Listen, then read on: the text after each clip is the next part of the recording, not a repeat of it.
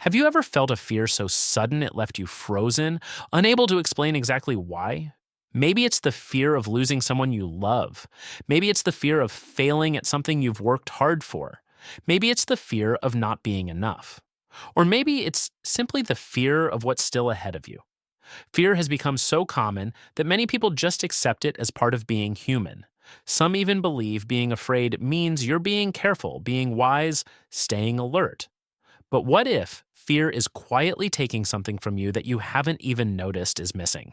Jesus talked about fear more directly and more often than most people remember, not with a single reassuring line repeated over and over, but with real moments, real storms, real people who were genuinely terrified. And what he said in those moments wasn't meant to comfort you into staying afraid a little more gently. It was meant to move you somewhere else entirely. Today, 5 things Jesus said about fear that most people either misquote, misunderstand, or never hear at all. By the end, the fear you walked in with may not look quite the same. Let's begin. Number 1, do not fear the ones who can only harm the body. In Matthew chapter 10, Jesus told his disciples something that sounds almost severe at first. He said not to fear those who can kill the body but cannot touch the soul, and instead to reserve that kind of fear for the one who holds power over both. On the surface, that sounds like Jesus is trading one fear for a bigger one. But that isn't really what's happening. He's asking his disciples to be honest about what genuinely has power over them and what only looks like it does. People can hurt you.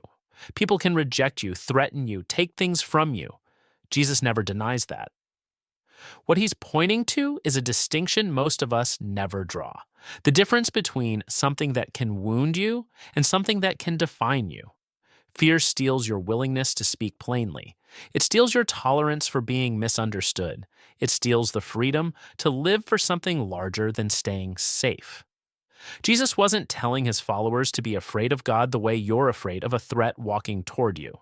He was saying that a proper reverence for God is the only fear large enough to shrink every other fear down to its true size. This is not a small distinction.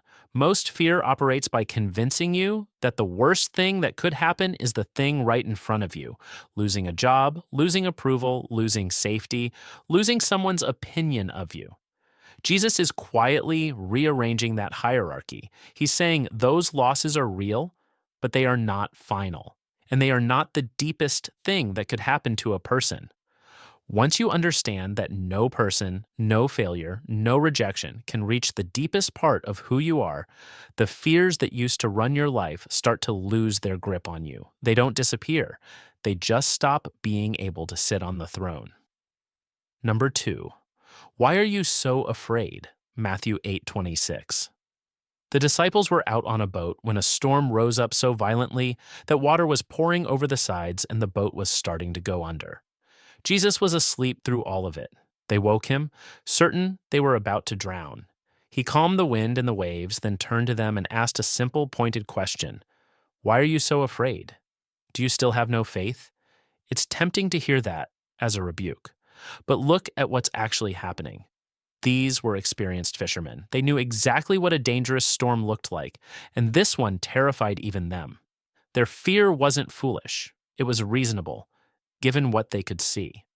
And yet, Jesus asks the question anyway, not to shame them, but to point them towards something the chaos had made them forget. He had been there the entire time. Fear convinces us we're facing the storm by ourselves. It convinces us that because we can't see a way through, there isn't one. It convinces us that panic is the only honest response to something real and frightening, and that calm is naive.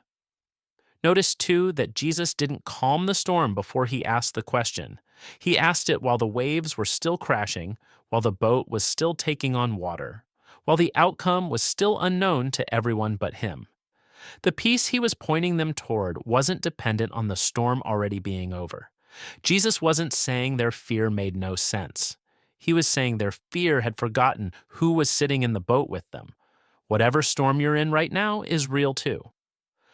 But the question worth sitting with is the same one he asked them. Has fear made you forget who is actually with you in the middle of it? Number 3, Fear not, little flock. Luke 12:32. Just before this, Jesus had been speaking about worry over food, clothing, and provision. Then he said something unexpectedly tender. Fear not, little flock, for it is your Father's good pleasure to give you the kingdom. Notice the words he chooses, not servants, not strangers, little flock. It's a picture of something small, dependent, and closely watched over by someone who intends to keep watching. A great deal of fear grows out of a sense of scarcity, the quiet suspicion that there won't be enough. Not enough money, not enough time, not enough strength to make it through whatever's coming. That kind of fear feels practical. It feels like preparation rather than panic.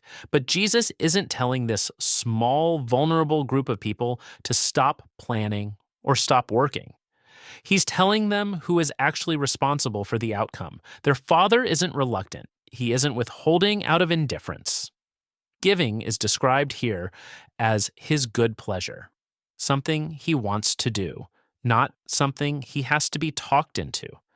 Jesus wasn't saying your needs don't matter. He was saying they matter enough, that they were never meant to be carried by you alone in the first place. There's something worth noticing in the order of that sentence, too.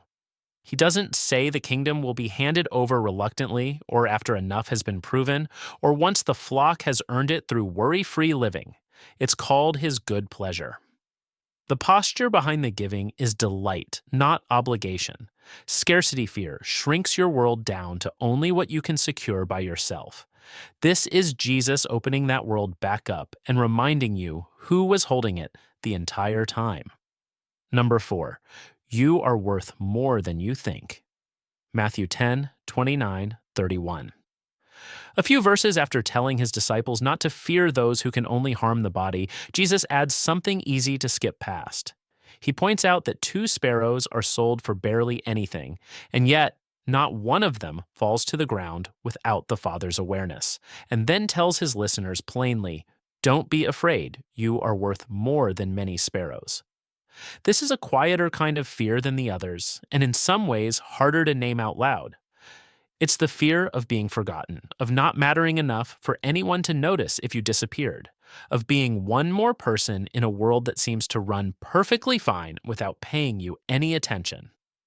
Jesus doesn't answer that fear with a lecture. He answers it with a bird that costs almost nothing and tells his listeners that even that bird doesn't fall unnoticed. Fear of insignificance convinces you that your pain is too small to matter, that your struggles aren't worth bringing to God, that attention has to be earned rather than something you were given the moment you existed. It's a quiet fear, one that rarely announces itself directly, but it shapes far more decisions than people realize, from what we're willing to ask for to what we assume we deserve. Jesus wasn't saying sparrows are important for their own sake. He was saying that if something that small is seen and known down to the moment it falls, you are not being overlooked either.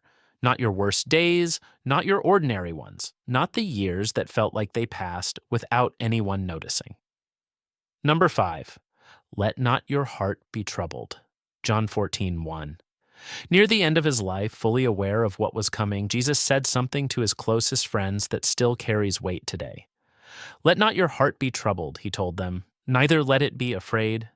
Peace I leave with you. My peace I give to you, not as the world gives. This wasn't spoken from a place of safety. He said it the same night he was betrayed, hours before his arrest. If anyone had reason to be afraid of what the next day held, it was him. And yet he offers his followers something the world has no real version of, a peace that isn't dependent on circumstances working out. Not the peace of a solved problem, not the peace of a guaranteed outcome. A peace that exists in the middle of uncertainty, not only after it ends. This is the fear so many people carry without ever naming it out loud. The fear of what's coming, of loss, of the unknown stretch of time ahead that can't be controlled or fully prepared for, no matter how carefully it's planned. What makes this promise different from ordinary comfort is the timing of it. He didn't wait until after the resurrection, once the ending was secure, to offer this peace. He offered it the night before everything looked like it was falling apart, which means it was never meant to be reserved only for seasons when life is calm. Jesus wasn't saying the future was safe. He was saying his peace never depended on it being safe in the first place. Do not fear the ones who can only harm the body. Why are you so afraid? Fear not, little flock. You are worth more than you think. Let not your heart be troubled. These aren't just 5 sayings pulled from Scripture and strung together. They're an invitation to take the fear you've been carrying quietly and set it down somewhere sturdier than your own strength. Not once, as a single decision made today, but again tomorrow and the day after that, for as long as it takes to actually believe it. Whatever kept you up last night, whatever you've been bracing for, whatever quiet dread has been sitting underneath your day without a name, it was never meant to be carried alone. Not by you, and not in silence. If this encouraged you, share it with someone who needs to hear it, and subscribe for more content like this. God bless you, and we'll see you next time.